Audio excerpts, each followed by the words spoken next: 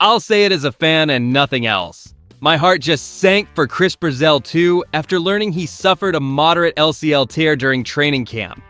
This rookie wideout is sidelined for up to 8 weeks, leaving a massive void in the Carolina Panthers offense right as we ramp up for the season.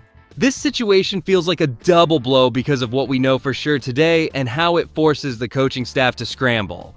As more details surface, this injury looks increasingly significant for our depth. Like and subscribe, then drop your city below. Let's go! Carolina Panthers wide receiver Brazzell II will be sidelined for up to 8 weeks following a non-contact injury during training camp, marking a significant setback for our offense. Selected in the 3rd round of this year's draft out of Tennessee, the promising rookie had arrived in Carolina with high expectations after racking up 1,017 yards and an SEC best 9 touchdowns on 62 catches last season. Fans were eager to see his playmaking ability translate to the professional level immediately. However, according to both ESPN and The Athletic, Brazzell suffered a moderate lateral collateral ligament tear in his left knee during Wednesday's 7-on-7 drills, an injury that forced him to be carted off the field. Coach Dave Canales noted that the knee had been sore for days before the final blow. This is where it gets real, as this news has understandably rattled the fan base, especially coming on the heels of other alarming injuries to teammates like Nick Scourton and Mitchell Evans. Seeing another talented young player walk off on a cart feels like a cruel pattern for this roster to navigate so early in the season. We have to wonder how thin our depth chart is becoming before we even face the Chicago Bears on September 13th. While a potential return by the Week 3 game against the Cleveland Browns provides a glimmer of hope, the immediate concern is how Dave Canales will adjust his scheme without his rookie speedster on the field. If our coaching staff cannot manage these health issues better, what does that say about the team's conditioning strategy and our overall outlook for this season? The Panthers are now facing an unfortunate trend of training camp injuries that threatens to undermine our early season momentum before the first snap. Brazzell II is sidelined for up to 8 weeks following a moderate lateral collateral ligament tear, marking yet another setback after the team already lost Nick Scourton to a torn ACL and navigated health scares involving Mitchell Evans and Taylor Moton. This situation is particularly frustrating because Brazzell had already dealt with left knee soreness, missing 2 earlier practices despite his standout college career where he posted 1,017 yards and 9 touchdowns for the Volunteers. And here's why that's a big deal. Our coaching staff, led by Dave Canales, opted to deload him as a precaution, yet even this measured approach could not prevent the injury during routine 7-on-7 drills. Behind closed doors, David Tepper and the front office are likely feeling the immense pressure of these recurring medical issues as they navigate an NFLPA investigation into our camp practices. History shows that losing high draft talent before their professional debut creates a difficult developmental hurdle for the entire organization. We witnessed how quickly expectations can shift when depth is tested, and the upcoming opener against the Chicago Bears is approaching fast. While Coach Canales expressed that the team tried to manage the soreness properly, the reality remains that we are down key personnel in a season where we hoped for immediate impact. With the Cleveland Browns waiting in Week 3, the timeline for a potential return is tight, leaving us to wonder how this roster will adjust against early opponents who are ready to capitalize on our thin lineup. Now that we have looked at the specifics of the injury, we need to discuss what this actually means for our outlook this year. And that changes everything regarding our offensive chemistry as we approach the season opener.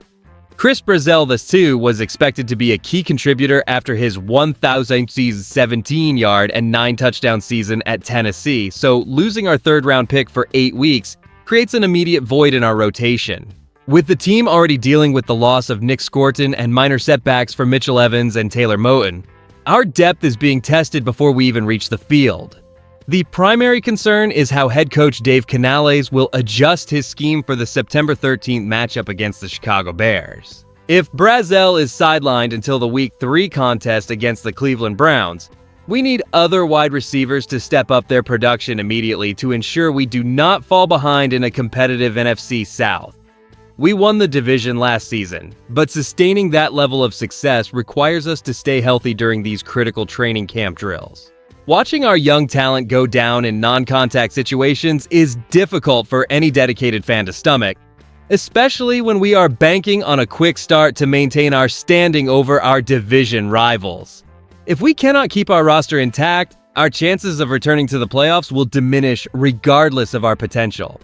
We must hope for a smooth recovery process so that we can see what this group is truly capable of once the real games finally arrive on our schedule. The decision to play it safe with Brazzell II following his moderate lateral collateral ligament tear is a calculated move to prioritize his long-term health for our playoff aspirations. By sidelining him for up to 8 weeks, the team ensures he reaches full recovery rather than rushing a third-round talent into a fragile situation. The upside is clear because his 1,017 yards and 9 touchdowns last season demonstrate that once he is at full strength, he provides a dimension of speed we desperately need to space the field. However, the downside is that this represents yet another major setback during a training camp already marred by the loss of Nick Scorton and health concerns for Mitchell Evans and Taylor Moton. Here's what people are missing in the national discourse.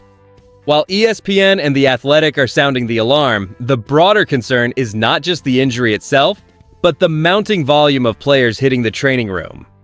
Some analysts suggest the depth chart must now look toward internal options or free agency to maintain consistency before the season opener against the Chicago Bears.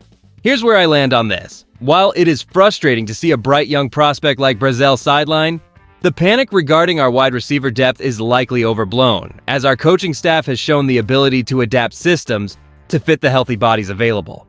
We have dealt with attrition before, and I believe the team will remain competitive regardless of this temporary hurdle.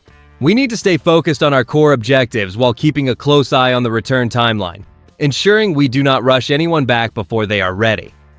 When we weigh the unfortunate injury update regarding Brazzell II against the broader roster challenges facing our squad, the reality of our current trajectory becomes clear. This string of injuries presents a stern test of depth for the organization as we aim to build on the foundation laid last year.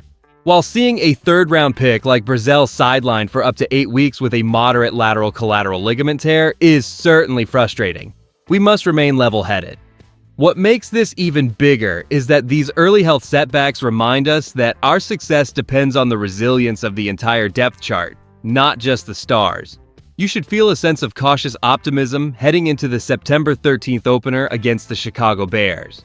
We have the right leadership in Dave Canales to navigate this turbulence, and the core of the team remains intact despite the difficult news surrounding Nick Scorton, Mitchell Evans, and Taylor Moton.